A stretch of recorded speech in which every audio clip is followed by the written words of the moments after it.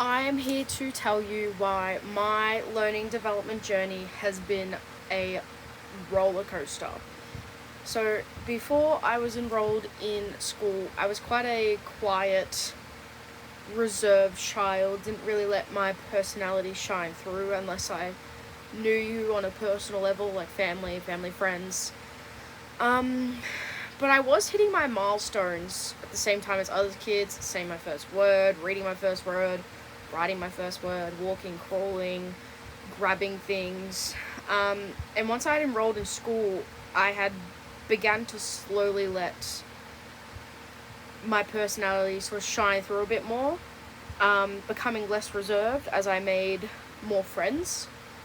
Um, and in prep, I seemed like a normal child. I was talking, reading, writing at the same level as all my peers. It seemed like I was, going to be hitting all my milestones the same as everyone else. However, in grade 1, during a group reading circle with about 4 or 5 other kids in my class and our teacher, we're reading a book that most of the other kids in the class could read quite well, quite at the level that they're supposed to be reading, if not a little bit higher than what they're supposed to be reading. And I was. It was pointed out that I was falling behind in my ability to read similar words that my classmates were. I stuttered through the words. I was very much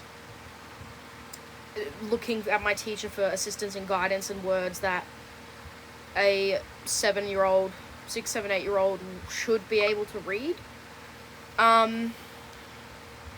And struggling with the pronunciation of words as well. So other children my age could pronounce these words without an issue.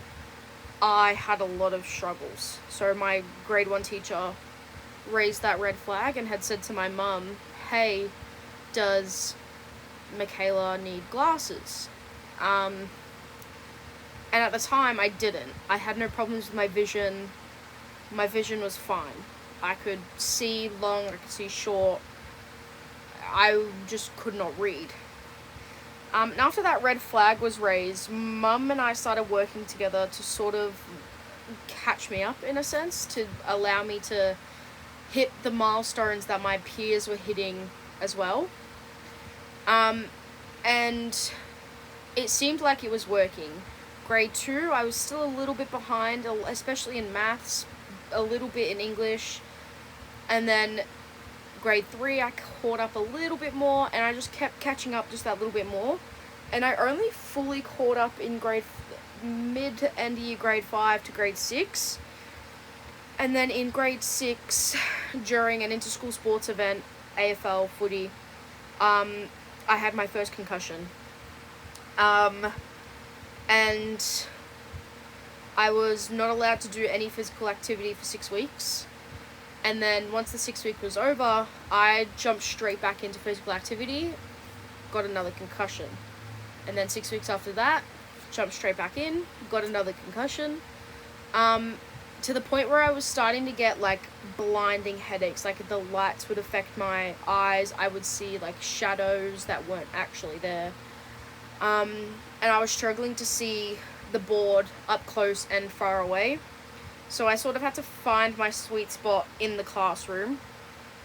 And it still affects my vision to this day, clearly, as I still have glasses. So I got my glasses in year 6, and we thought, bang, I'm great, I'm good to go. But I continued to struggle and read and write, however.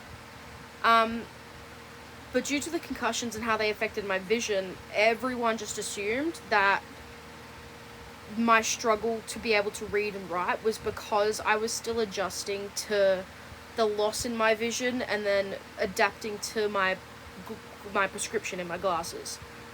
And then in year 7, I was put into an accelerated English class, which is essentially a class where instead of doing what normal year 7s would do in English, all of our like assessments and stuff were accelerated. So we were reading year 8 level books. We wrote an essay in our first term. first ever like assessment we ever did. It was an essay. And we called that an ACE English class. And during these ACE English classes, I would still stutter. I'd get feedback on essays about my spelling. Like, a lot of the teachers at my school would circle words and put SP for spelling. And that used to be just scribbled all over my page. But I was still scoring high. I was getting between 60 and 80%. I think the lowest I ever got between year 7 and year 10 was probably like a 60, if not like a 58, 59%. And then in year 10, I put myself into the year 11 literature class, which I then did in year 11, I did year 12 literature. But my year 11 teacher raised another red flag about my ability to read and write and suggested that I get myself tested for dyslexia. Now, dyslexia is a learning disorder characterized by difficulty in reading. And it mainly affects children who have normal vision.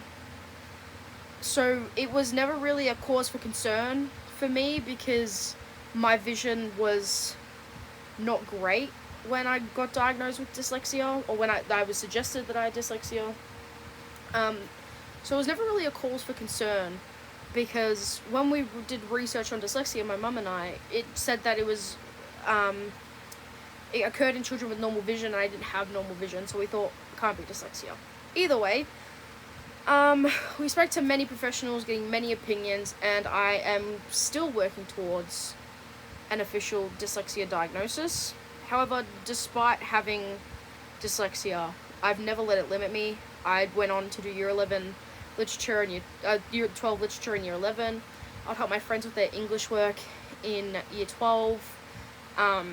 I would help them with their SACs. I'd help them with their general work. I was very much the point person for a lot of people, so not letting my dyslexia limit me has allowed me to get into my dream course, to get my dream career of teaching. And I want to be able to show kids that just because you have a learning disability, whether it be dyslexia, ADHD, anything that affects your learning, that it doesn't have to be this big thing that sets you back, and that you can still get in and do the things you want to do, even if it does take a little bit longer for you to get there. And I feel like I'm definitely a point person for that to be true. So yeah, my learning journey was just an absolute roller coaster from prep to year 12 to now my first year in uni. So definitely been through it. But yeah, that is my learning development journey.